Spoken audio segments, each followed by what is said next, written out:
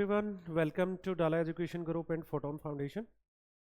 Friends, अभी जो हमारा बैच चल रहा है, जिस बैच में आप लोग पढ़ रहे हैं, ये बैच है हमारा एनडीए का क्रैश कोर्स जो हमने स्टार्ट किया था 12 ऑफ मार्च से, जिसको हम 12 ऑफ अप्रैल तक लेके जाएंगे और कोशिश करेंगे आप लोगों की किसी भी तरह के डाउट्स ना रहें। आप बेस्ट वे से प्रिपरेशन कैसे कर सकते हैं, किस तरह से अपना रिवीजन कर सकते हैं। तो आज की क्लास में मैथमेटिक्स में लास्ट क्लासेस के अंदर आपने 2 डायमेंशनल ज्योमेट्री कंप्लीट कर लिया है और नेक्स्ट ब्रांच हमने स्टार्ट की थी मैट्रिसेस एंड डिटरमिनेंट। तो मैट्रिसेस का बेसिक लेक्चर जिसमें हमने पढ़ा था अलजेब्रा ऑफ मैट्रिसेस, जो आपका कंप्लीट हो चुका है। तो नेक्स्ट पे जाने से पहले मैं आपको थोड़ा सा फिर से इन्फॉर्म कर देता हूं और नेक्स्ट जो बैच हमारा रहेगा उसके बारे में अगर आपको थोड़ा सा आइडिया दे हम लोग, तो नेक्स्ट बैच जो हमारा रहेगा अपकमिंग 1 मई से हम लोग स्टार्ट करने जा रहे हैं। हमारा अगला बैच जो दोनों तरीके से होगा, ऑफलाइन और ऑनलाइन, और जिसका वेन्यू रहेगा, जिसकी क्लासेस आपकी परफॉर्म होंगी, हमारा जो फोटोन फाउंडेशन का कैंपस है किला बाईपास पे, वहाँ पे आपकी क्लासेस होंगी और टोटल फैकल्टीज आपकी डाला education group and with photon foundation जो IITians फैकल्टी हैं आपके लिए, फिजिक्स केमिस्ट्री मैथ, वो लोग आपको साइंस का पोर्शन कराएंगे और मैथमेटिक्स आप मेरे साथ पढ़ेंगे। और साथ ही डाला की तरफ से जो हमारे बच्चे इस टेस्ट को क्वालिफाई करेंगे, उस टेस्ट के एस्पिरेंट्स को free of cost SSB guidance by major Bharat Singh provide की जाएगी। तो अभी आपके लिए एक अपॉर्चुनिटी है कि जल्दी से जल्दी इस बैच के लिए अपने आप को लॉगिन कीजिए, रजिस्टर कीजिए, अप्रोच कीजिए और 1 मई से स्टार्ट होने वाले इस बैच में आपको विद इन 5 मंथ्स आपका complete syllabus 11th-12th offline and online along with the test series, जो आपको ऑफलाइन भी मिलेंगी, ऑनलाइन भी मिलेंगी, न्यूज़ एंड इवेंट्स भी आपके रहेंगे। तो सारी चीज़ें आपको मिल रही हैं, तो जल्दी से जल्दी लॉग इन कीजिए। ओके, तो अब हम मूव करते हैं अपने टॉपिक की तरफ।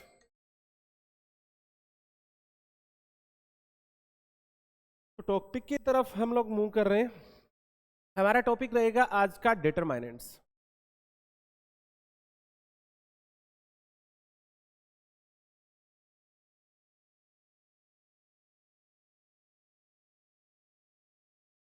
अगर हम डिटरमिनेंट्स की बात करें तो CBSE ने इसका जो पोर्शन डिलीट किया था, वो पोर्शन भी आपका NDA एग्जाम में पूछा जाता है। क्या क्या टॉपिक रहेंगे जहां से आपके क्वेश्चंस डिटरमिनेंट के अंदर, NDA के अंदर आपसे आस्क किए जा सकते हैं, पूछे जा सकते हैं। तो सबसे पहले बेसिक डेफिनेशन पे आपसे क्वेश्चन पूछा जा सकता है, रेंज पे आपसे क्वेश्चन पूछा जा सकता है, रेंज का यूज करके डेफिनेशन से आपसे क्वेश्चन पूछा जा सकता है। नेक्स्ट टॉपिक जो आपका रहेगा वो प्रॉपर्टीज ऑफ डिटरमिनेंट रहेगा। प्रॉपर्टीज ऑफ डिटरमिनेंट आपका डिलीटेड सिलेबस था CBSE में, जहां से क्वेश्चन मोस्टली फ्रिक्वेंटली पूछा जाता है आपसे NDA के अंदर। नेक्स्ट, प्रॉपर्टीज के बाद भी आपके 2 टॉपिक और भी पूछे जाते हैं इसके अंदर। एक है डेरिवेटिव ऑफ डिटरमिनेंट और दूसरा है इंटीग्रेशन ऑफ डिटरमिनेंट। ये भी आपसे पूछा जा सकता है। बहुत रेयर चांसेस है इन टॉपिक से क्वेश्चन आएगा, इजी भी है, ज्यादा मुश्किल है नहीं। इसके बाद एक टॉपिक और होता है हमारा जो इसमें से पूछा नहीं गया क्वेश्चन, वो होता है समेशन या सीरीज इन डिटरमिनेंट। डिटरमिनेंट के अंदर सीरीज का समेशन का क्वेश्चन भी आपको कई बार मिल जाता है। तो मोस्टली जो क्वेश्चन जहां से आपका आता है एग्जाम में, 95% क्वेश्चन आपका चांसेस है 60% क्वेश्चन आपका प्रॉपर्टीज ऑफ डिटरमिनेंट में ही रहता है। 30% क्वेश्चंस आपके बेसिक डेफिनेशंस पे रहते हैं, एक आध क्वेश्चन आपको रेंज पे भी मिल जाता है। तो हर तरह के क्वेश्चंस हम लोग करेंगे, बिल्कुल स्टार्टिंग से बेसिक डेफिनेशन से लेके चलेंगे और एंड तक आज के ही लेक्चर में जाएंगे। तो आप वीडियो को स्किप नहीं करेंगे, स्टार्ट से लेकर एंड तक जाएंगे, उसके बाद ही प्रैक्टिस करेंगे। तो स्टार्ट करते हैं डिटरमिनेंट। सबसे पहली चीज, डिटरमिनेंट की मैं 2 डेफिनेशन दूंगा आपको, दोनों ही डेफिनेशन इंपॉर्टेंट है। पहली डेफिनेशन समझने के लिए, दूसरी डेफिनेशन एक्चुअली ये है क्या वो जानने के लिए। तो पहली डेफिनेशन पे मैं आता हूं। पहली डेफिनेशन जिसमें हम समझेंगे कि ये है क्या। और दूसरी में उसकी एग्जैक्ट डेफिनेशन पता लगाएंगे। एग्जैक्ट अभी नहीं बता सकता मैं आपको, मैं कहता हूं कि डिटर्मिनेंट है क्या। कई बार बाय डेफिनेशन क्वेश्चन आपसे पूछ लिया जाता है। डिटर्मिनेंट इज अ नंबर और अलजेब्रिक एक्सप्रेशन। डिटर्मिनेंट एक नंबर भी हो सकता है, एक अलजेब्रिक एक्सप्रेशन भी हो सकती है। अलजेब्रा के अंदर कोई भी ट्रिग्नोमेट्री भी डाल सकता है आपकी, या फिर कॉम्प्लेक्स नंबर से भी रिलेटेड बना सकता है। मैं कहता हूं डिटर्मिनेंट एक नंबर है या फिर एक अलजेब्रिक एक्सप्रेशन है जो निकलता कैसे है, associated to a square matrix.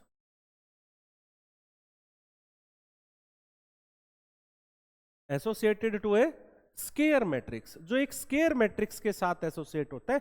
मान लीजिए A is any square matrix, A आपकी कोई भी स्क्वायर मैट्रिक्स है, A equal to a i j, order आप ले लीजिए इसका n क्रॉस n। तो determinant of A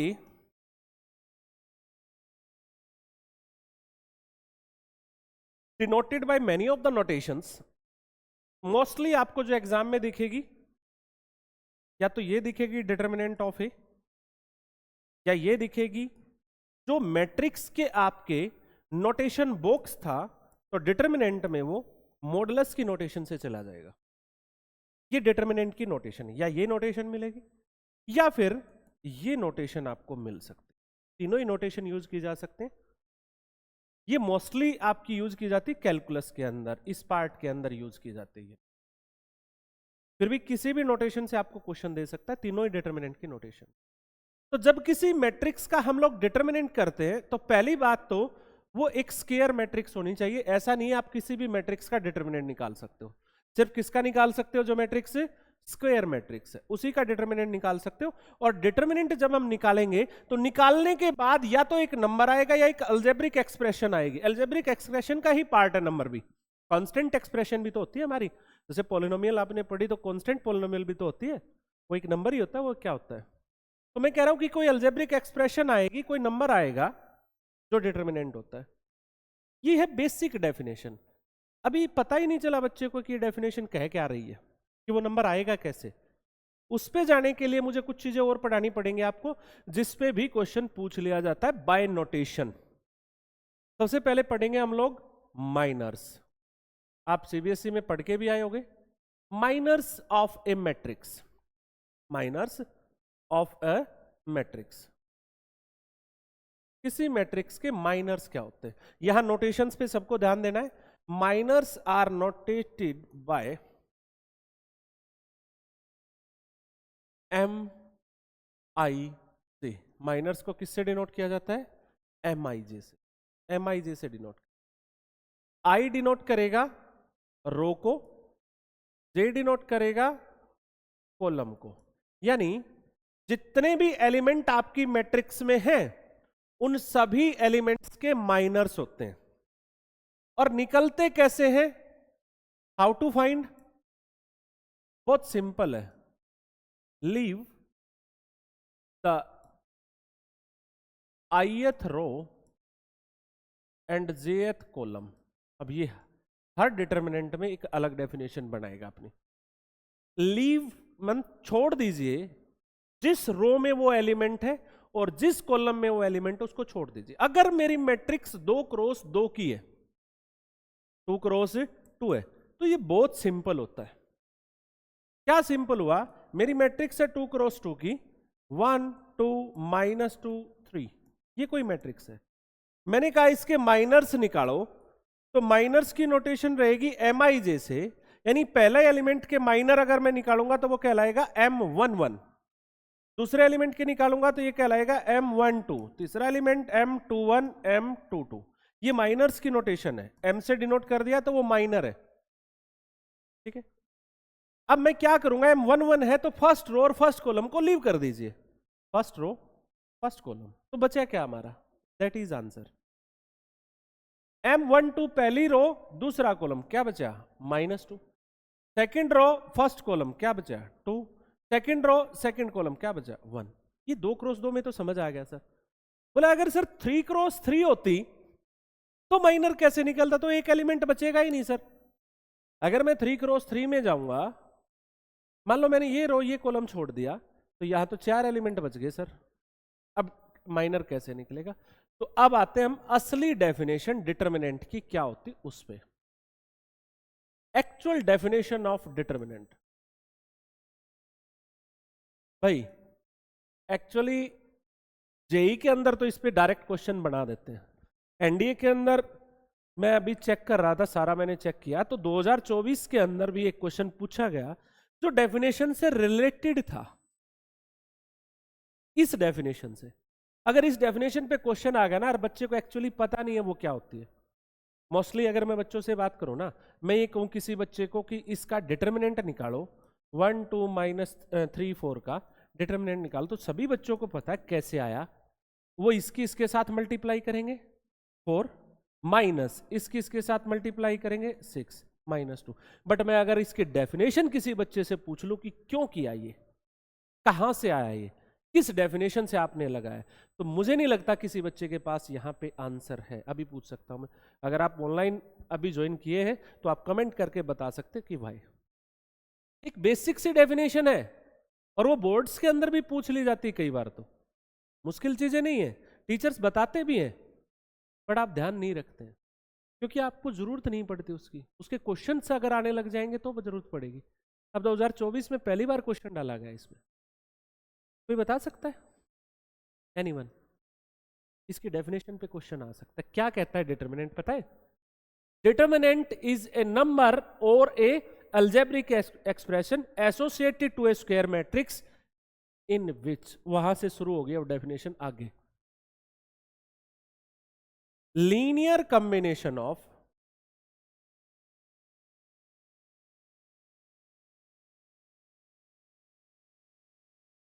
elements of any row और column, elements of any row और कॉलम, समझ लीजिए इसको पहले, and their corresponding cofactors,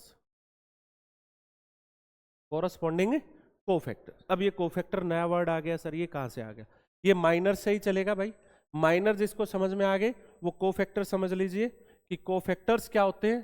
cofactors क्या है बेटा, बस इसकी नोटेशन ध्यान रखना, कोफैक्टर निकालना बहुत आसान होता है। कोफैक्टर की जो नोटेशन है ना बेटा, इसमें मत फंसना, कोफैक्टर की जो नोटेशन है वो ऑलवेज कैपिटल लेटर से आएगी। स्टार्टिंग वाले दिन जब मैंने मैट्रिक्स स्टार्ट करवाया तो आपको दो चीजें बताई थी कि एलिमेंट की नोटेशन ऑलवेज स्मॉल लेटर से की जाती है, ए आई जे से। आप कोई भी स्मॉल लेटर यूज कर सकते हो, A B C D E F G as you wish, small से करनी है आपको एलिमेंट की नोटेशन। माइनर की नोटेशन ऑलवेज आपको एम से करनी है। कोफैक्टर की नोटेशन ऑलवेज आपको कैपिटल लेटर से करनी है। तीनों की नोटेशन समझ आ रही है आपको क्या कह रहा हूं? आपसे सीधा क्वेश्चन पूछ सकता है एनडीए के अंदर, मैं एक क्वेश्चन लिख देता हूं, आपसे सीधा क्वेश्चन पूछ सकता है कि ए मैट्रिक्स है 1 2 3 -4, बताइए A11 and M11 plus A21 A22, कहेगा इसकी वैल्यू बताओ। अब आपको पता होना चाहिए इसके अंदर क्या क्या नोटेशन किस चीज को डिनोट कर रही है। ये किसको डिनोट कर रहा है? एलिमेंट को। A11 एलिमेंट क्या आपका 1, ये किसको डिनोट कर रहा है? M11 डिनोट कर रहा है A11 के माइनर को, तो इसके माइनर निकाल दीजिए, इसके माइनर क्या है? -4। A21 किसको डिनोट कर रहा है? एलिमेंट को, तो A21 second row first column 3, और A22 किसको डिनोट कर रहा है? उसके कोफैक्टर को। अब कोफैक्टर समझ लीजिए कैसे निकालना आपको कोफैक्टर। कोफैक्टर निकालना बिल्कुल भी मुश्किल नहीं है, आप उस एलिमेंट के माइनर ही निकाल लीजिए बस। क्या निकालने हैं? माइनर। और इस I और J को ऐड करके देखिए, अगर वो इवन है तो as it is answer, odd है तो उसके आगे माइनस लगा दीजिए, यानी -1 की पावर I प्लस J। इसका मतलब क्या हुआ? -1 की पावर अगर इवन नंबर होगा तो प्लस हो जाएगा, ओड नंबर होगा तो माइन। तो आपको सिर्फ इनको ऐड करना आई और जे को, अगर वो इवन है तो as it is minor answer, अगर वो ओड है तो क्या लगा देना उसके आगे, माइनस। तो अब चलिए वहां पे वापिस आते हैं, A22 क्या है ये, इवन, अरे 2 + 2 4, तो एज इट इज माइनर ही आंसर आएगा। A22 second row second column, कितना आंसर आया 1, that is the answer. -4 + 3 that is -1। बताओ समझ आया मेरी बात? तो नोटेशन से अवेयर रहना, नोटेशन में गलती नहीं करनी है। क्लियर है? चलो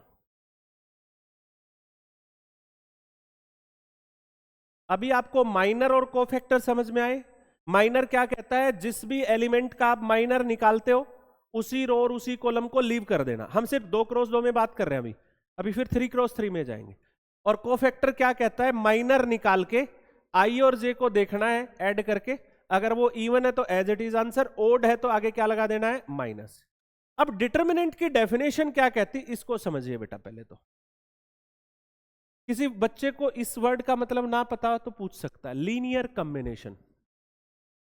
लीनियर कॉम्बिनेशन होता है बेटा, दो क्वांटिटीज हैं, दो एक्सप्रेशन आपके पास, उनका लीनियर कॉम्बिनेशन होता है। जैसे फर्स्ट एलिमेंट इसका, फर्स्ट इनका, उनकी प्रोडक्ट, सेकंड इसका, सेकंड इसका, उनकी प्रोडक्ट, थर्ड इसका, थर्ड इसका, उनकी प्रोडक्ट, उन सब के सम को लीनियर कॉम्बिनेशन कहा जाता है। जैसे A1 A2 A3 A4 एक ये है, एक B1 B2 B3 B4 एक ये है। इनका लीनियर कॉम्बिनेशन होता है बेटा A1 B1 + A2 B2 + A3 B3 + and so on. अगर किसी को इस वर्ड से प्रॉब्लम है तो इसको दूसरे वर्ड में भी बोल सकते हो आप ये कहेंगे किसी भी मैट्रिक्स में किसी भी एनी एक रो या एक कॉलम को पकड़ लीजिए, एक रो या एक कॉलम को, उसके कोरस्पोंडिंग एलिमेंट्स और उन्हीं के क्या, कोफैक्टर, दो वर्ड को देखो आप, उनके लीनियर कॉम्बिनेशन यानी उनकी मल्टीप्लाई के सम को हम क्या कहते हैं, डिटर्मिनेंट। अभी आप एक बार 2x2 में आना बेटा, एक बार कोई भी 2x2 की मैट्रिक्स ले लो, A11 A12 A21 A22। मैं क्यों समझा रहा हूं, बाय डेफिनेशन क्वेश्चन आ गया तो फंस जाओगे, ज्यादा गहराई में नहीं ले जाऊंगा आपको, ज्यादा प्रैक्टिस नहीं करवाऊंगा। मैं कहता हूं इसका डिटर्मिनेंट आपको निकालना है। तो डिटर्मिनेंट ऑफ ए, अभी तो ये मैट्रिक्स है भाई, नोटेशन देख लो, अब डिटर्मिनेंट हुआ है। तो अभी आपने एक तरीका बताया था सर, इसकी प्रोडक्ट इसके साथ माइनस इसकी इसके साथ, मैं कह रहा हूं डेफिनेशन के अकॉर्डिंग निकालना क्या आएगी, किसी भी एक रो या एक कॉलम को पकड़ लो। भाई बच्चों ने कहा सर हमने पकड़ लिया इसको, ठीक है, तो हमें क्या करना है, इसके एलिमेंट निकालने हैं और उनके क्या निकालने हैं, कोफैक्टर्स, एलिमेंट्स और कोफैक्टर्स। बताओ भाई पहला एलिमेंट क्या है, A11, इसी का कोफैक्टर क्या होगा, A11। लीनियर कॉम्बिनेशन तो आगे क्या चलेगा फिर, प्लस, फिर दूसरा एलिमेंट A12, फिर उसका कोफैक्टर A12। मेरी बात समझ में आई या नहीं आई? अब आप निकाल के देखो क्या आएगा, A11 अगर निकालोगे, कोफैक्टर निकालोगे, पहली रो पहले कॉलम को छोड़ दिया, कितना आंसर आया, A22। ये इवन आया, ओड है सर, इवन है सम, तो एज इट इज रहेगा। बताओ मेरी बात समझ में आई है नहीं, इससे ये कैसे आया है, प्लस A12 निकालना, A12 क्या आंसर आया, A21। ये इवन आया, ओड है सर, ओड है, तो क्या आएगा, -A21। एक बार देखना ये क्या आ गया, एक बार समझना इसको, ये आ गया A11 इंटू A22, इसकी प्रोडक्ट इसके साथ, माइनस A21 इंटू A12, वही नहीं आया। आपसे ये कोई नहीं पूछेगा, आपसे पता है क्या कहेगा, आपसे इस लैंग्वेज में कुछ पूछा जाएगा, ठीक है, या फिर इसमें कुछ गिवन मिलेगा। 3x3 में क्वेश्चन बनते हैं इसके सबसे ज्यादा, 2x2 में तो वैसे पता। अब इसकी डेफिनेशन या इसका आंसर सिर्फ यही नहीं है, आप किसी भी रो या किसी भी कॉलम को पकड़ सकते थे। हम किस रो को पकड़ लेंगे, अब सेकंड रो को पकड़ लेते हैं सर। इसको मैं ये भी लिख सकता हूं, A21 फिर इसका कोफैक्टर A21, फिर A22 फिर इसका कोफैक्टर A22। आप सिर्फ यही नहीं लिख सकते, आप किसी एक कॉलम को पकड़ लीजिए, इसका पहला एलिमेंट A11, उसका कोफैक्टर A11, इसका दूसरा एलिमेंट A21, इसका कोफैक्टर A21। मेरा मतलब समझिए, किसी भी एक रो या एक कॉलम के एलिमेंट्स और उनके कोरस्पॉन्डिंग कोफैक्टर्स की मल्टीप्लिकेशन के सम को क्या कहा जाता है? डिटरमिनेंट। आ गया? समझ में आ गया? मेरी बात समझ में आई या नहीं आई? आगे ना, किसी को भी सोल्व कर लो, सबका आंसर वही आएगा जो बताया था। इसमें से वैल्यू निकाल के देख लो, वही आएगा। ठीक है, तो अगर मैं 3x3 पे जाऊं, अब मैं जाता हूं 3x3 पे, फिर हम जाएंगे 4x4। वैसे आता नहीं है एग्जाम में, एक छोटा सा तरीका बता दूंगा। ठीक है, 3x3 पे मूव करते कि 3x3 पे माइनर्स कैसे निकलेंगे। ठीक है, अब मैं डेफिनेशन से नहीं जा रहा हूं, अब मैं सीधा एग्जांपल लूंगा और करवाऊंगा आपको। ठीक है, अब उसमें नहीं जाएंगे। ए मैट्रिक्स आपकी 1 2 -3 2 1 0 7 3 2। इस मैट्रिक्स के माइनर्स आपको निकालने हैं, इस मैट्रिक्स के कोफैक्टर्स आपको निकालने हैं, और इस मैट्रिक्स का डिटरमिनेंट आपको निकालना। तीनों चीजें समझा रहा हूं। पहले आते हैं माइनर्स पे। माइनर्स हर एलिमेंट के निकलेंगे, तो M11 M12 M13 M21 M22 M23 M31 M32 M33।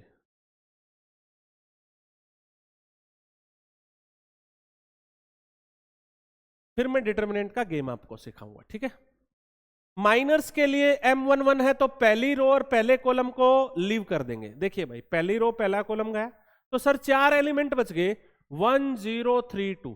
तो आपको क्या करना है? उनका डिटरमिनेंट निकाल देना। क्या निकाल देना? उनका डिटरमिनेंट। तो इनका डिटरमिनेंट क्या आएगा? अभी सिखाया था आपको।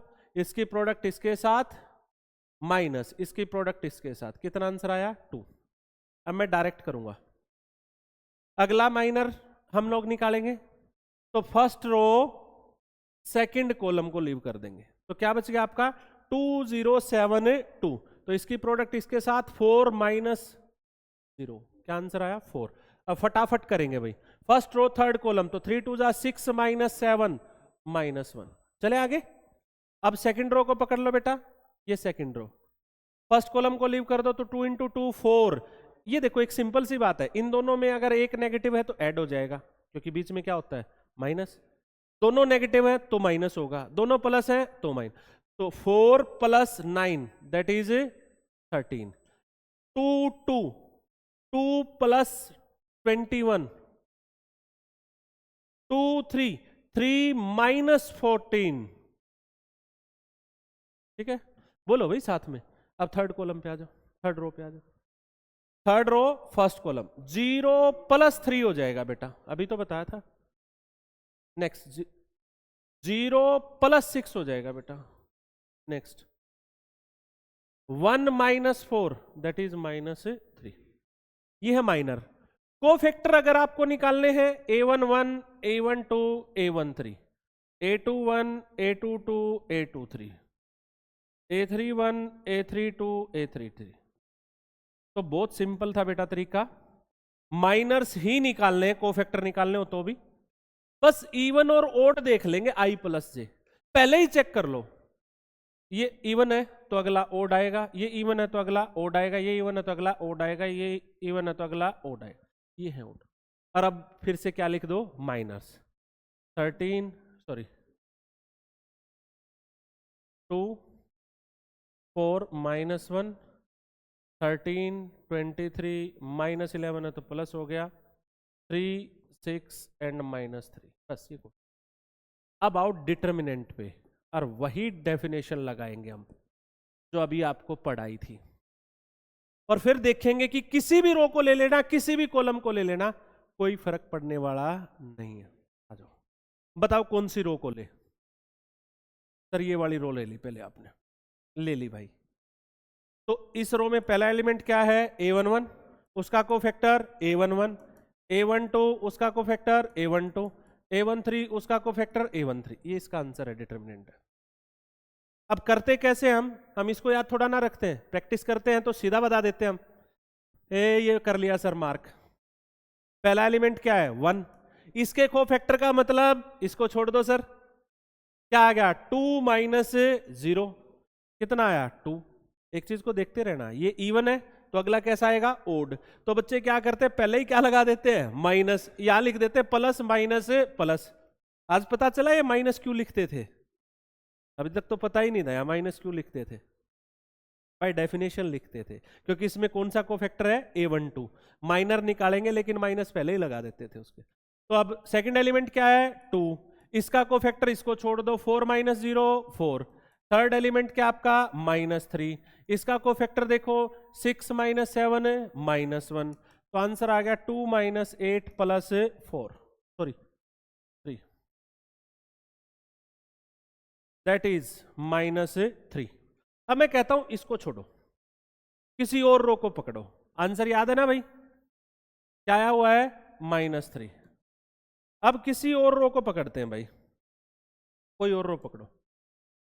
मैं कहता हूं सर हम एक्सपेंड करना चाहते हैं इसको, किससे, R3 से। We are moving with R3, इसको कहा जाता है एक्सपेंडिंग बाय R3।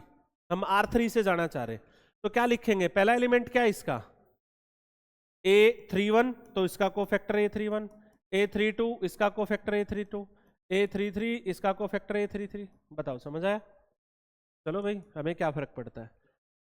7, अब रो तो हमने पकड़ ली, जिसमें ये कॉलम आएगा उसी को लीव करेंगे, उसी रो और उसी कॉलम को तो लीव करते हैं, लीव कर दिया, क्या आ गया, 0 + 3।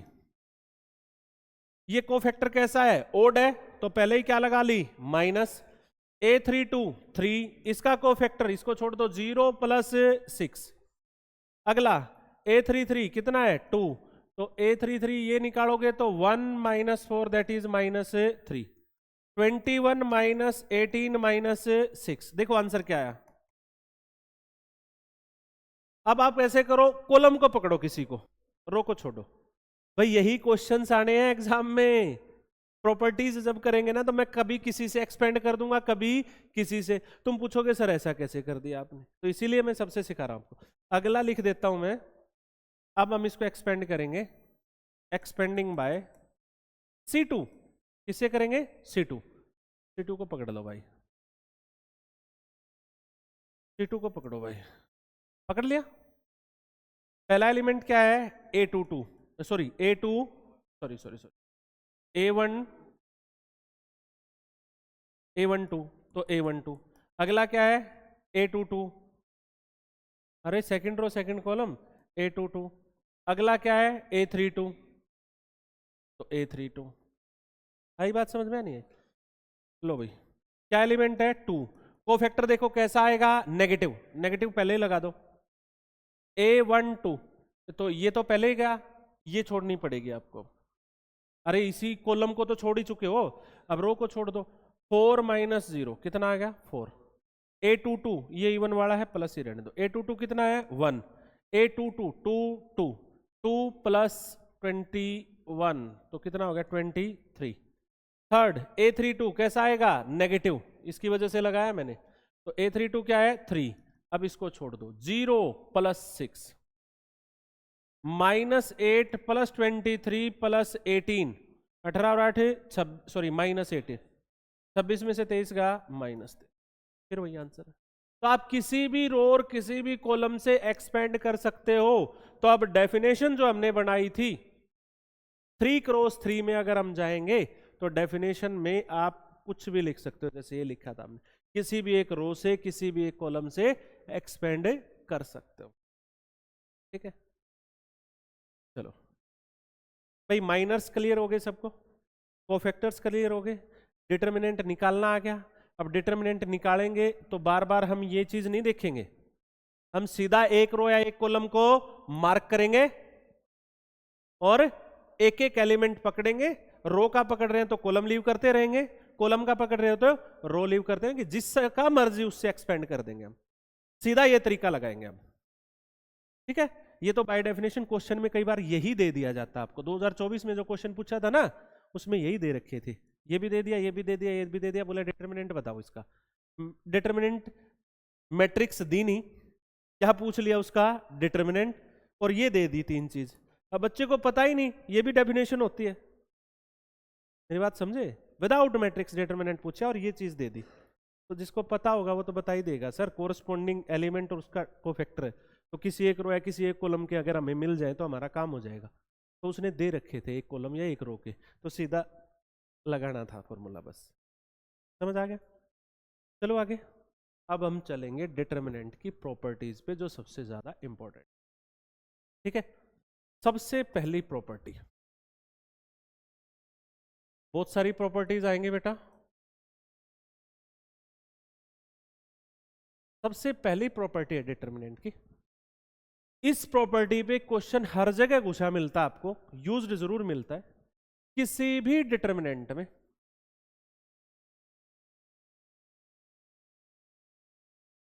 अगर किसी स्केलर के साथ मल्टीप्लाई करेंगे तो स्केलर जब बाहर आएगा तो उतनी ही पावर होके आएगा जितना उसका ऑर्डर है। आप मेरी लैंग्वेज में समझना उसको। मैं ये कहता हूं ए कोई मैट्रिक्स है जिसका ऑर्डर है n क्रॉस n। जब कोई स्केलर बाहर आएगा तो उतनी ही पावर होके आएगा जितना उसका ऑर्डर है, जितना उसका ऑर्डर है। इसके बाद अगली प्रॉपर्टी है बेटा, determinant of a skew symmetric matrix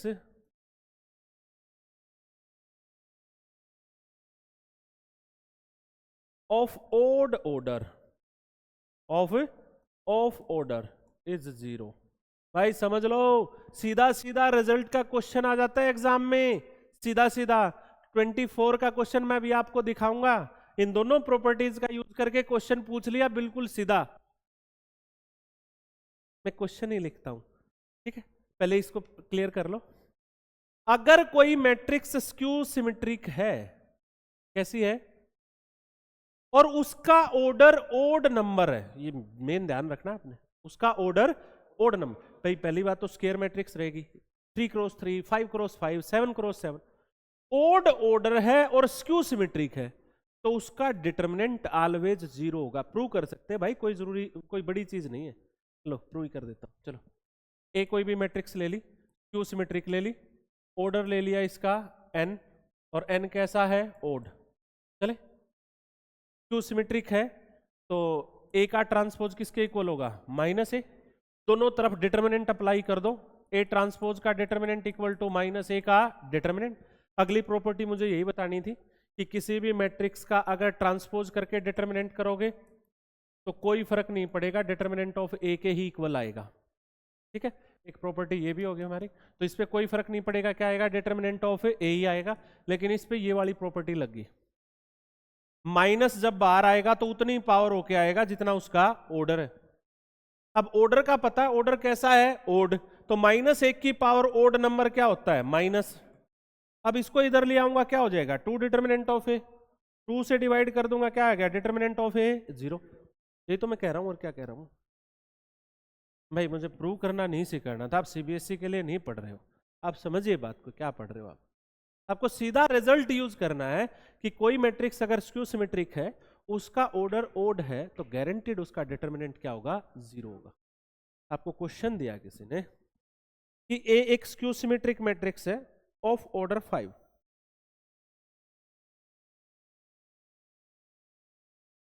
determinant of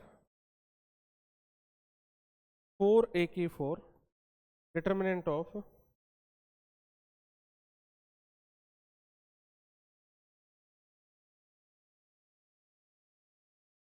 3a cube, true determinant of 2a square, determinant of a, and last में है प्लस डिटर्मिनेंट ऑफ माइनस। मैं आपको एक रिजल्ट और बता देता हूं, integral powers of A skew symmetric matrix also skew symmetric. किसी स्क्यू सिमेट्रिक मैट्रिक्स की अगर आप पावर करोगे तो वो भी स्क्यू सिमेट्रिक आएगी। यानी आपको गिवन में है ए एक स्क्यू सिमेट्रिक मैट्रिक्स है, ऑर्डर दे दिया उसको आपका 3 क्रॉस 3, क्या दे दिया, 3 क्रॉस, कहता है इसकी वैल्यू बताओ क्या होगी। अब बच्चा तो घूम गया भाई क्वेश्चन देखते ही, ये पता नहीं क्या पूछ लिया हमारे से, मैट्रिक्स में तो ऐसा पढ़ा ही नहीं था हमने, सब कुछ पढ़ा आपने, आपको यूज करना नहीं आता। जब आपको ये कहा कि वो स्क्यू सिमेट्रिक है और ऑर्डर कैसा कह दिया 3, तो एक बात कंफर्म होगी, उसका डिटर्मिनेंट कितना हो गया 0। ठीक है, और ये सारे ही क्या है डिटर्मिनेंट। लिख देता हूं लो,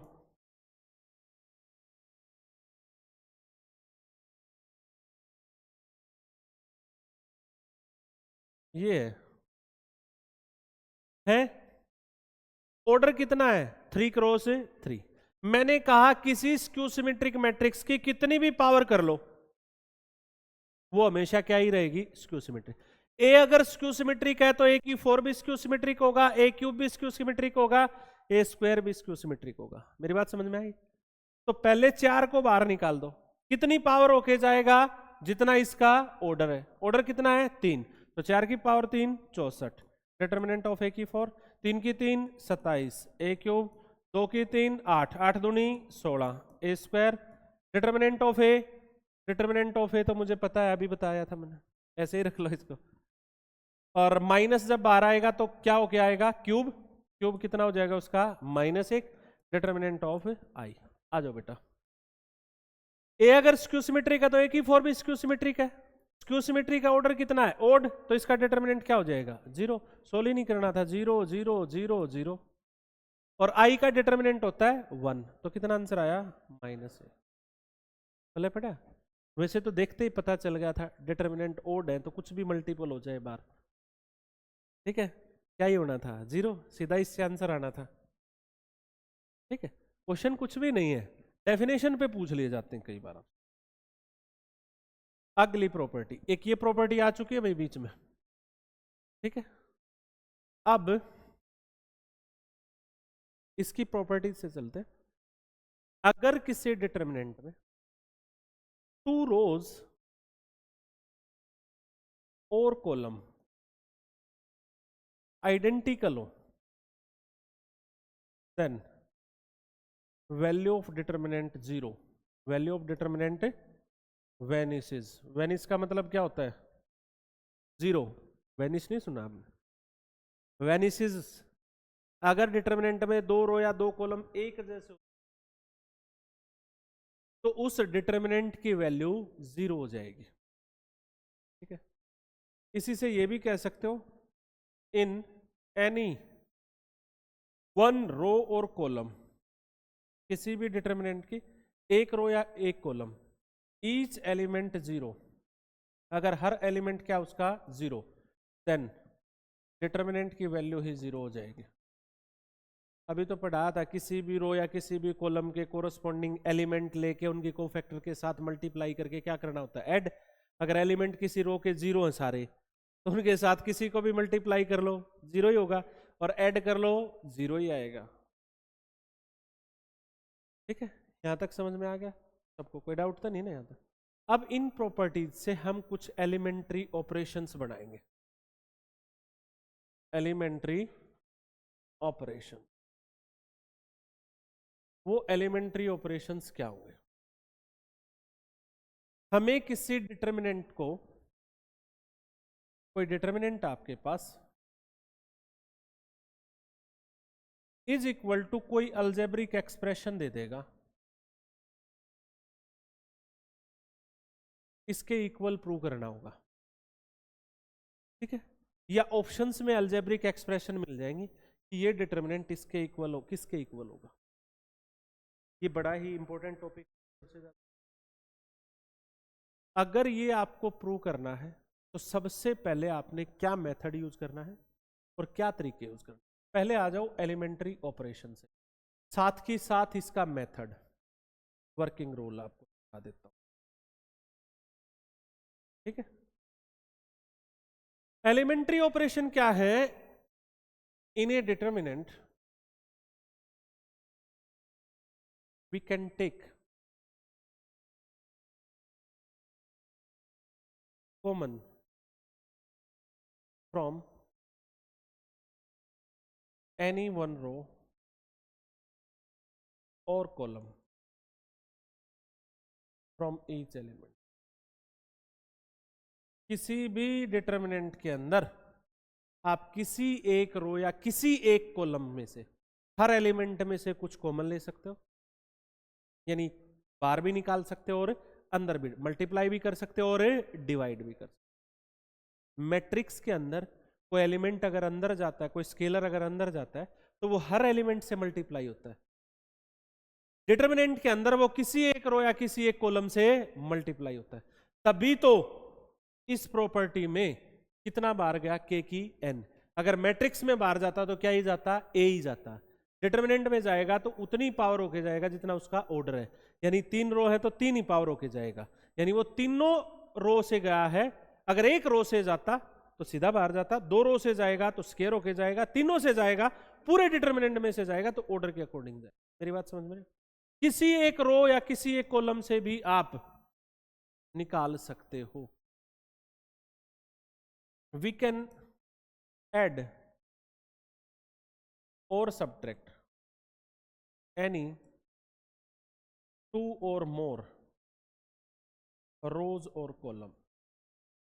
आपस में हम किन्हीं भी रोज को आपस में ऐड कर सकते हैं, आपस में सब्ट्रैक्ट कर सकते हैं। जैसे हम ये लिखेंगे कि हमें इस कॉलम 1 और कॉलम 2 को जोड़ना है, तो हम लिखेंगे एलिमेंट्री ऑपरेशन है तो इसको ऐसे डिनोट किया जाता है ऑपरेट।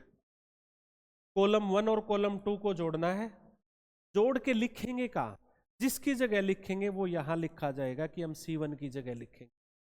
क्या लिखेंगे, C1 और C2 को जोड़ के लिखेंगे।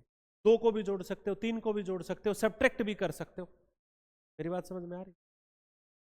एक साथ ऐसे ऑपरेशन मत यूज करना कि C1 की जगह लिख दिया C1 प्लस C2, अगले ऑपरेशन में आप C2 की जगह C1 का यूज नहीं करवा सकते। मेरी बात समझो, C1 की जगह C1 प्लस C2 है, अपने अगला ऑपरेशन यूज करना है C2 का, और आप कर दो C2 माइनस C1 या C2 प्लस C1, उसको यूज नहीं करना एक साथ। C1 पे ऑपरेट कर दिया ना, किसके साथ ऑपरेट किया है, C2, तो C2 को ऑपरेट करो तो उसमें C1 को मत लेना, C3 को ले सकते हो, C4 को ले सकते हो। मेरी बात समझ रहे हो ना? कोई भी रोज को ले सकते हो आपस में। जैसे मान लो मैंने ऑपरेट किया R1 की जगह ऑपरेट कर दिया कि सर मैं R1 R2 और R3 तीनों को जोड़ के किसकी जगह लिखना चाहता हूं, R3। ऐसा क्यों कर रहा हूं मैं, वर्किंग रूल में सबसे पहले इस अलजेब्रिक एक्सप्रेशन को फैक्टराइज कर लीजिए, अगर ये फैक्टराइज नहीं है तो ठीक है। फैक्टर्स देख लीजिए क्या है, ये फैक्टर्स हैं तो ठीक। इस डिटर्मिनेंट के अंदर make all elements of any one row or column same। इसमें किसी एक रो या किसी एक कॉलम में आपने हर एलिमेंट को सेम करना है। किसका यूज करके, इनका यूज करके, यूजिंग एलिमेंट्री ऑपरेटर, कि हम किस किस कॉलम को आपस में जोड़ें या किन किन रोज को आपस में जोड़े कि वो सेम हो जाए। इससे पहले आप एक चीज हमेशा ध्यान रखना, फर्स्ट स्टेप क्या रहेगा, ये सेकंड स्टेप आपका। फर्स्ट स्टेप में क्या रहेगा, टेक कॉमन। आपको कहीं भी कॉमन नजर आता है फ्रॉम एनी रो और कॉलम, किसी भी रो या किसी भी कॉलम में अगर आपको कॉमन नजर आ रहा है कि सर ये सेम चीज है इस रो में, हर एलिमेंट में, बाहर निकालो उसको, कॉमन नहीं छोड़ना है। उसके बाद ये काम शुरू करना है, सेम बनाएंगे, भाई ऐड करके बनाएं। इसमें आपका मेथड क्या रहेगा, सबसे पहले एडिशन से सोचोगे, फिर सब्ट्रैक्शन से सोचोगे, फिर मल्टीप्लिकेशन से सोचोगे, फिर डिवीजन से सोचोगे। बहुत रेयर है आपका क्वेश्चन यहां तक पहुंचेगा, इन्हीं में काम चल जाएगा आपका कि कौन कौन सी 2 रो को ऐड कर लें, तीनों को ऐड कर लें, 2 कॉलम को ऐड कर लें, या पहले में से दूसरा कॉलम सब्ट्रैक्ट कर दें, सर हर एलिमेंट सेम हो जाएगा। देखो ठीक है, उसके बाद टेक दिस कॉमन, उसको आप कॉमन ले लीजिए, क्योंकि हर एक रो के हर एलिमेंट क्या हो गया, same. Make it each element unity, उसके हर एलिमेंट को क्या बना देंगे, यूनिटी। भाई वो चीज सेम थी और हमने ले ली वो कॉमन, तो क्या बच गया, वहां रो में था तो ये बच जाएगा, कॉलम में था तो ये बच जाएगा, असली काम है ये आपको 1 1 1 बनाना है किसी एक रो या किसी एक कॉलम को। सीधा हो जाए, किसी एक रो या किसी एक कॉलम को 1 1 1 बनाना है आपने। ऐसा होते ही आपने मेक 2 0, हम 3 क्रॉस 3 की बात कर रहे हैं भाई, 2 क्रॉस 2 में तो जरूरत ही नहीं होती, सीधा इनर एक्सपेंड कर देंगे हम। मेक 2 0 इन दिस रो और कॉलम, उस रो या उस कॉलम में 2 0 बनाएंगे। पता कैसे बनेंगे? ऐसे है 1 1 1 रो में है तो C1 माइनस C2 कर दो, हो जाएगी 0। C2 माइनस C3 कर दो। मेरी बात समझ रहे हो ना? 2 0 बन गई। 2 0 बनते ही एक्सपेंड, पहले टेक कॉमन, कॉमन अगर आ रहा है तो देन एक्सपेंड बाय दिस रो और कॉलम, उसी रो या उसी कॉलम से एक्सपेंड कर दोगे। भाई जब हमें सीधा एक्सपेंड करना सर आता है तो क्यों इतनी महाभारत सिखा दी सर आपने? जब आपको सीधा एक्सपेंड करना आता है डिटर्मिनेंट और आप इसको इसके इक्वल रख दोगे तो ये महाभारत सीखने की जरूरत क्या है? क्वेश्चन मिलेगा ही ऐसा। अगर आप सीधा एक्सपेंड करोगे तो वो इस फॉर्म में आएगा ही नहीं जिस फॉर्म में आपको दे रखा है। आपकी अलजेब्रिक एक्सप्रेशन आ जाएगी, क्यूबिक बाई क्वाड्रेटिक इक्वेशन आ जाएगी, और आपको इधर दे रखे हैं फैक्टर, लगे रहना 1 घंटे तक, फैक्टर ही नहीं होंगे वो उसके। तुम कैसे आंसर दे दोगे भाई? अगर उन्हीं के अकॉर्डिंग जाना है तो उन्हीं के अकॉर्डिंग चलो, जैसा राइट साइड में है as per right hand side, जैसा राइट हैंड साइड में है वैसा ही काम करना पड़ेगा। तो जब ये ऐड सब्ट्रैक्ट करेंगे ना तो हमेशा राइट हैंड साइड को देख के ही करेंगे कि इसमें ये फैक्टर है सर, ये फैक्टर बन सकता है, इसमें ऐड करने से ये बन रहा है, देखो सर, अपने आप क्वेश्चन आएगा। और 2 0 क्यों बना रहे हैं? सारा गेम 2 0 बनाने का था। 2 0 जिस रो या जिस कॉलम में बन गई, यहां चाहे कुछ भी हो, तो इसको एक्सपेंड करेंगे ना। पहला 0 दिस इनटू 0, दूसरा 0, बस कुछ नहीं, ये छोड़ दिया, ये छोड़ दिया, ये आंसर आ गया। तो डिटरमिनेंट अपने आप ही इजी हो जाएगा। अभी मैं क्वेश्चन लिखूंगा और आपको ये सारी चीजें समझाऊंगा कि ये कैसे होगा, ठीक है? इसी के क्वेश्चन लेते हैं पहले, रेंज के क्वेश्चन भी हम बाद में लेंगे, पहले इसी के क्वेश्चन लेते हैं। क्वेश्चन बोलो भाई।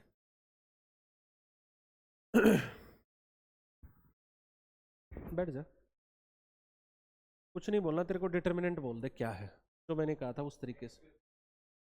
X square plus 2x, 2x plus 1 1,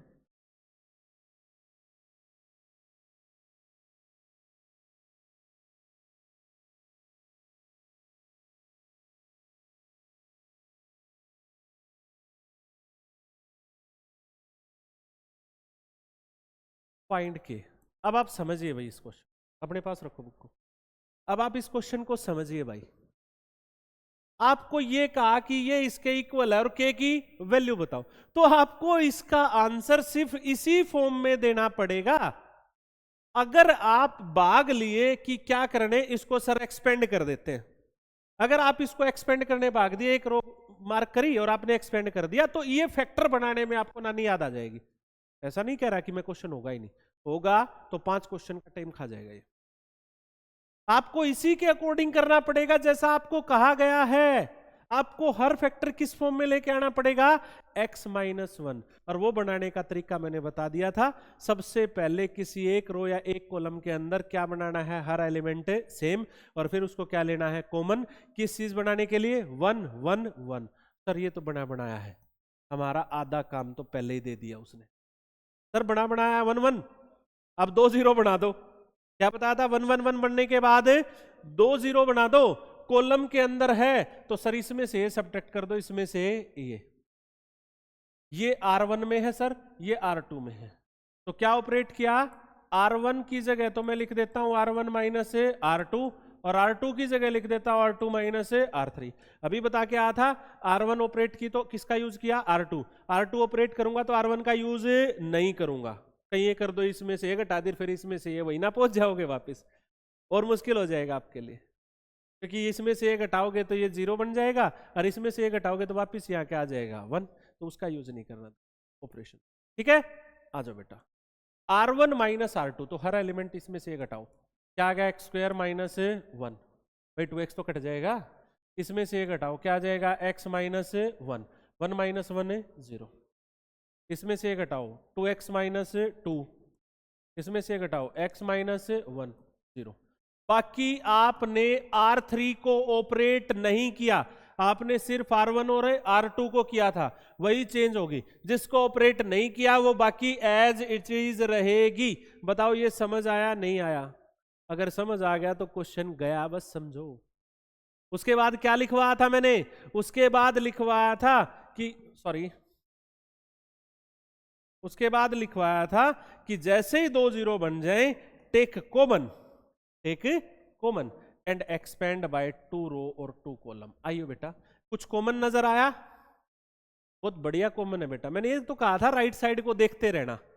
right side में क्या दिख रहा है? x minus 1, x minus 1 common है, इसमें x माइनस 1 कॉमन है सर, इसके दो फैक्टर हो जाएंगे x माइनस 1 और x प्लस, इसमें भी x माइनस 1 कॉमन है सर, तो 2 बार बाहर निकला, एक बार x माइनस 1 उसमें से, एक बार उसमें से, इसमें से निकला तो यहां क्या बचा? x प्लस 1, इसमें से निकला तो क्या बचा? 1, 0 में से तो हर चीज कॉमन आती है एक्सेप्ट 0, अगली में से निकला क्या बचा? 2, यहां क्या बचा? 1, यहां क्या बचा? 0, इसमें से कुछ कॉमन हमने लिया ही नहीं। आगे बात समझ में नहीं आई? अब इसको उठा के क्या कर देंगे? एक्सपेंड। एक्सपेंड भी किससे करूंगा? C3 से। ये लो, पहला 0, दूसरा 0, तीसरे को छोड़ दो, दिस इंटू दिस, पहले ये लिखना होता है 1 इंटू, अरे भाई डेफिनेशन लगाई, कुछ नहीं किया। क्या डेफिनेशन? इससे एक्सपेंड करूंगा तो पहला एलिमेंट इंटू इसका कोफैक्टर, दूसरा एलिमेंट इंटू इसका कोफैक्टर, तीसरा एलिमेंट 1 इंटू इसका कोफैक्टर, इसकी प्रोडक्ट इसके साथ माइनस इसकी प्रोडक्ट इसके साथ। बताओ समझ आया नहीं? ये 0 था, ये 0 था लिखने, इसीलिए तो बनाए थे। x माइनस 1 का स्क्वायर, और यहां से भी क्या आ गया? x माइनस 1, तो कितना आ गया? x माइनस 1 का क्यूब। आया ना सीधा आंसर? अगर आप चलोगे मैंने जो वर्किंग रूल आपको बताया उसके अकॉर्डिंग, तो क्वेश्चन होंगे सारे। और आपने उठा के इसको कर दिया एक्सपेंड, तुक्का लग गया, दिमाग में सही तरीके से फिट बैठ गया कि ऐसे फैक्टर हो सकते हैं, तो भले ही निकल जाओ, अदरवाइज बहुत ज्यादा टाइम लग जाएगा, कई क्वेश्चंस का टाइम खा जाएगा वो। क्या ही k की वैल्यू 3। और क्वेश्चन लेते हैं, आपको समझ आएगा। बोले बेटा, इफ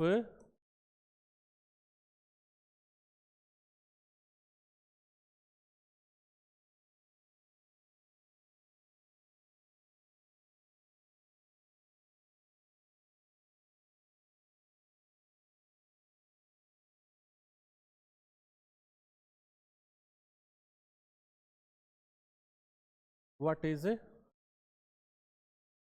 थर्ड रूट। देखो क्वेश्चन कुछ भी नहीं है, थोड़ा सा दिमाग अगर यूज कर गए तो क्वेश्चन है बहुत इजी। और भाग लिए इसको सोल्व करने, तो ये बन जाएगी क्यूबिक इक्वेशन। अब करके देख लो, क्यूबिक इक्वेशन बन जाएगी, और क्यूबिक इक्वेशन को सोल्व करने में आपको 3 मिनट लग जाएंगे। फिर सोचना कैसे सोचोगे? मैं अगर इस डिटर्मिनेंट को यहीं के ही बच्चे ने देख लिया कि ये डिटर्मिनेंट इक्वल टू 0 है और इसके रूट्स निकालने, 2 दे रखे, तीसरा और बताना है क्या होगा, तो वो क्या करेगा? इस डिटर्मिनेंट को सोल्व कर देगा। आपको जब ये दे रखा है, इसका 5 भी रूट है और 7 भी रूट है। तो 9th क्लास में एक छोटी सी चीज पढ़ी थी कि 5 अगर इसका रूट है तो x माइनस 5 इसका फैक्टर होगा, गारंटी इसमें x माइनस 5 कॉमन आएगा। अब सोचो किस रो किस कॉलम को जोड़े या घटाएं कि x माइनस 5 बन जाए, पकड़ में आ जाएगा अपने आप क्वेश्चन।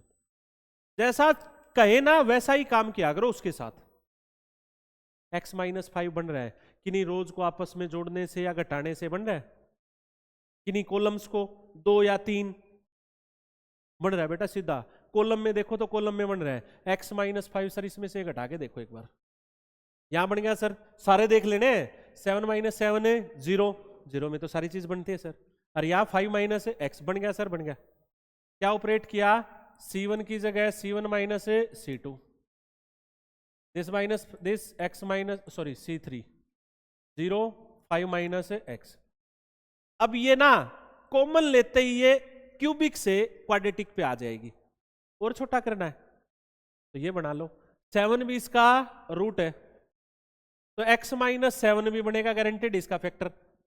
x माइनस 7 और सोचो सर बन रहा है, बन रहा है क्या? नहीं बन रहा सर, कॉलम से नहीं बन रहा है, छोड़ो ना, हमारी क्यूबिक रिड्यूस होगी ना, बाद में सोचेंगे, बाकी को एज इट इज रखो। क्यूबिक तो नहीं बनेगी अब क्या आएगी? ये क्वाड्रेटिक आएगी।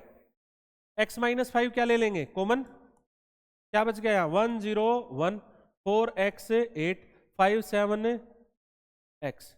और छोटा करना चाह रहे हो क्वेश्चन को, अगर और छोटा करना चाह रहे हो तो एक जीरो तो है इस कॉलम में, एक और बना लेंगे तो और छोटा नहीं हो जाएगा क्वेश्चन? कर दो देखी जाएगी, इतना तो हो ही लिया। R1 की जगह क्या कर दिया?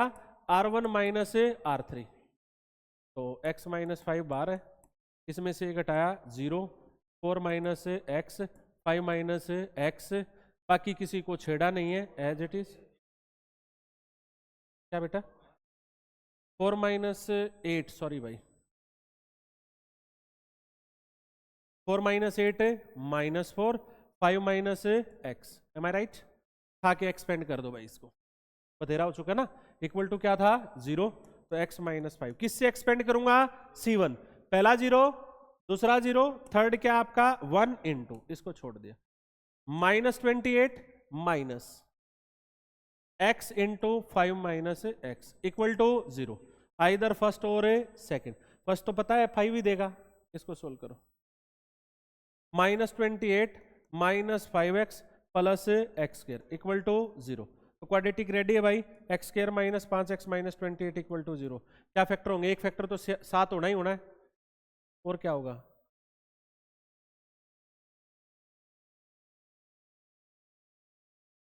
भाई एरर क्वेश्चन में कुछ, कहाँ पे?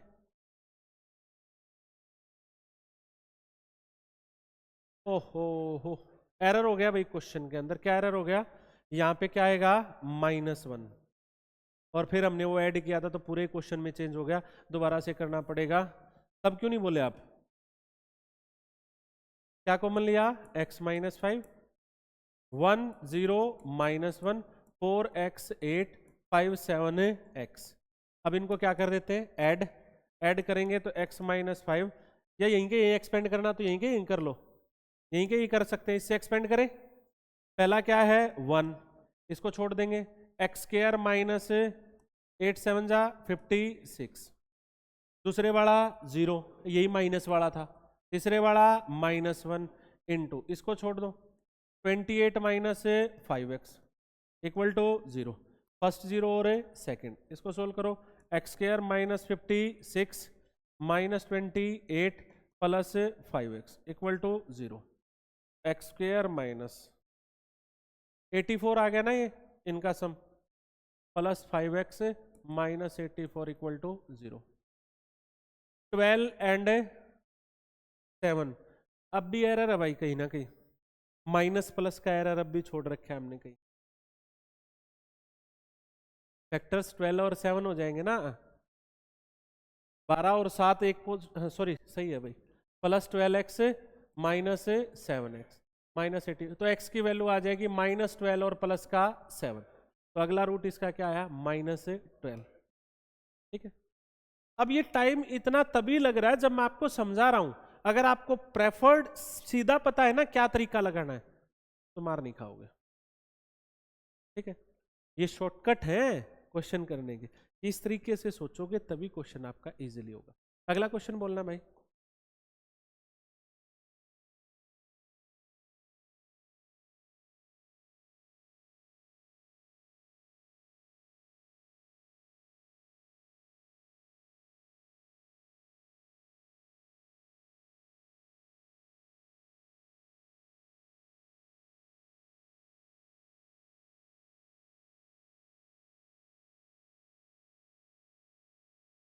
विच इज ट्रू,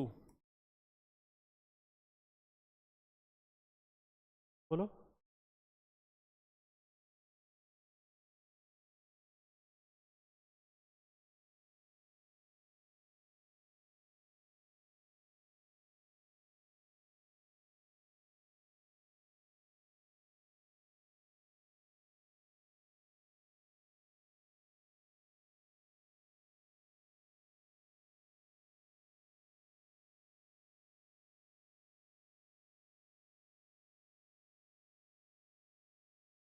ये चार ऑप्शंस आपको दिए गए हैं भाई, ये डिटरमिनेंट 0 के इक्वल है, तो इनमें से कौन सी कंडीशन ट्रू हो सकती है?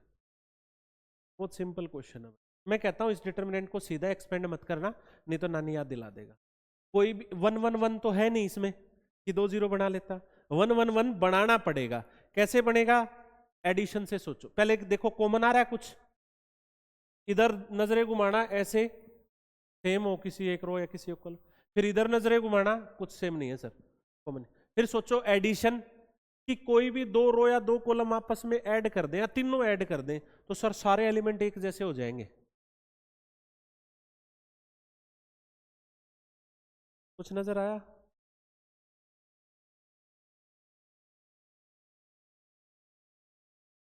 आ रहा है?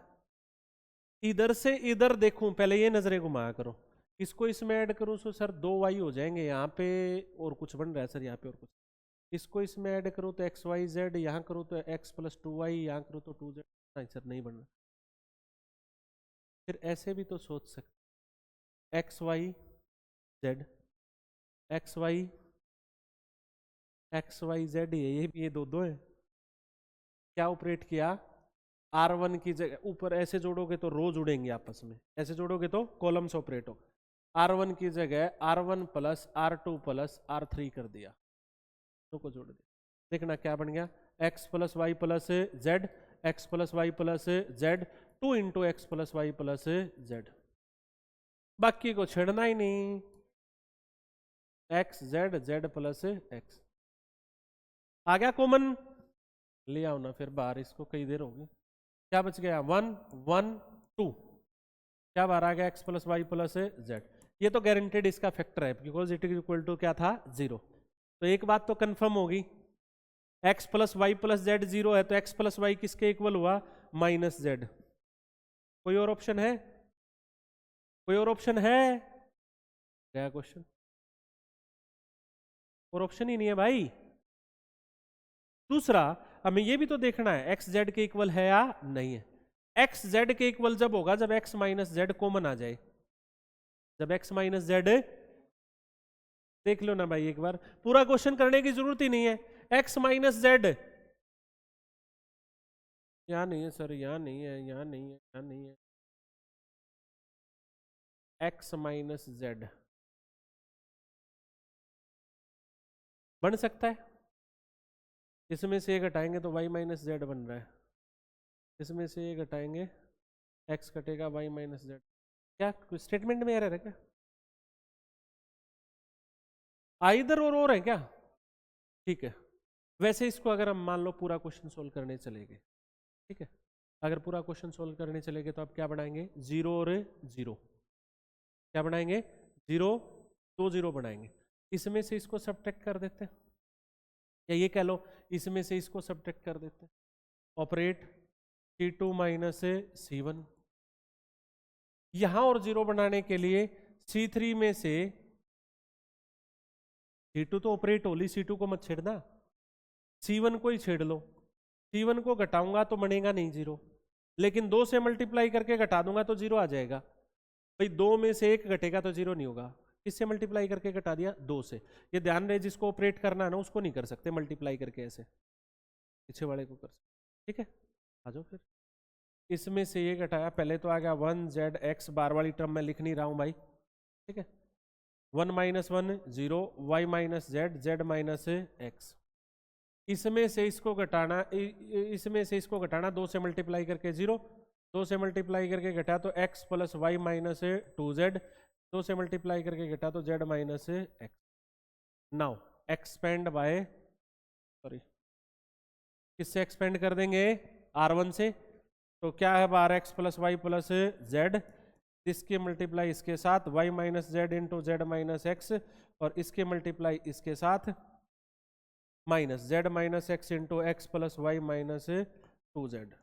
बताओ भाई, समझ आ गया इतना? अब इन दोनों में से क्या कॉमन आ गया? z - x, तो बाहर आ गया z - x, आइदर फर्स्ट 0 और सेकंड और थर्ड 0, तो ये भी आ गया यहां से, और z = x भी आ गया। तो आ गया समझ में? थर्ड ऑप्शन क्लियर है। कैसे सोल्व करना है कुछ? आ रहा है समझ में तरीका जो मैंने लिखवाया था? जब आप वर्किंग रूल को ध्यान से पढ़ लोगे ना, जो मैंने वर्किंग रूल नहीं लिखवाया था आपको, तो इसको ध्यान से पढ़ लेगा ना, उसको क्वेश्चन अपने आप समझ में आ जाएंगे क्या करना। भाई सेम क्यों कर रहे हैं 1 1 1 बनाने के लिए, फिर 2 0 बनाने के लिए 1 1 किया था, फिर 2 0 बना रहे, फिर कॉमन भी ढूंढ रहे हैं बीच में कि कैलकुलेशन बड़ी ना बने, कॉमन आता रहे, राइट साइड के अकॉर्डिंग सोल्व करेंगे हमें। ठीक, नेक्स्ट क्वेश्चन बोलिए आप। वैल्यू ऑफ के बतानी है आपको, बोलो।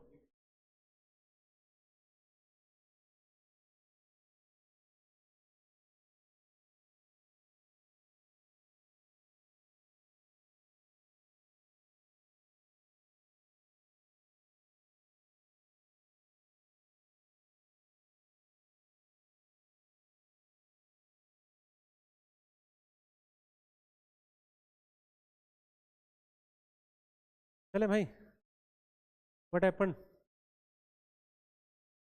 कोई बात नहीं, टाइम हो गया तो एक दो क्वेश्चन कर लेते हैं यार, टॉपिक को थोड़ा ना छोड़ेंगे, कर लेते हैं। ठीक है, बीच में छोड़ेंगे तो एरर हो जाएगा भाई, लंबा जाने तो थोड़ा, क्या लगता है? सबसे पहले क्या करेंगे, आपको तरीका बता रखा है भाई। राइट साइड क्या कह रही है कि फैक्टर इस फॉर्म में बनाना सर। ठीक है, हमने जो तरीका लिखा वो ये लिखा था सर, आपने हमने ना के की वैल्यू बतानी, इसमें के की वैल्यू क्या होगी। ठीक है, मुझे तो लग रहा है के की वैल्यू 1 होगी, तो देख लेते हैं क्या होगा। ठीक है, सबसे पहले इसमें क्या देखेंगे, कोई कॉमन बन रहा है भाई? के, वेरी गुड सर, के बार आ गया और आधा काम कर गया के बार आके, कर गया नहीं कर गया?